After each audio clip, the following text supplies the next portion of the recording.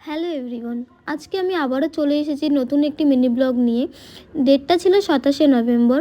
Location ছিল আমার সল্টলেক। তো সকাল সকাল আমি আর আমার ফ্রেন্ড বেরিয়ে পড়ি লোকেশনের উদ্দেশ্যে। লোকেশনে পৌঁছে আমরা আমাদের কোণ রেডি করে নিচ্ছিলাম।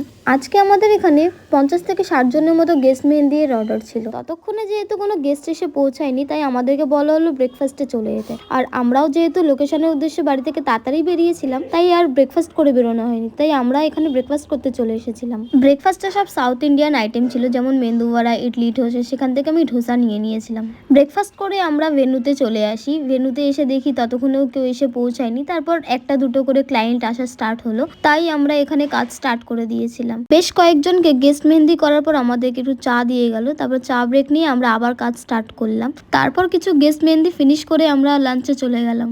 লাঞ্চে বেশ অনেক কিছুই আইটেম ছিল। আমি তো কেক ফার্স্টে খেয়ে নিয়েছিলাম, তারপর পিৎজা, গোলাপ জামুন, ফুচকা। লাঞ্চ ফিনিশ করে আমাদের সবাইকে একটি করে ব্রেসলেট দেওয়া হলো। তারপর আমরা বেরিয়ে পড়ি আমাদের বাড়ি যাওয়ার জন্য। তাই আমি এখানে সবাইকে টাটা বাই বাই করে দিচ্ছিলাম। তারপর আমি আমার বাড়ি যাওয়ার জন্য রওনা দিই। তো আজকের ব্লগটি আমি এখানেই শেষ করছি। দেখা হবে তোমাদের সাথে আবার নতুন একটি কোনো ব্লগে। এবারের মতো টাটা, থ্যাংকস ফর ওয়াচিং।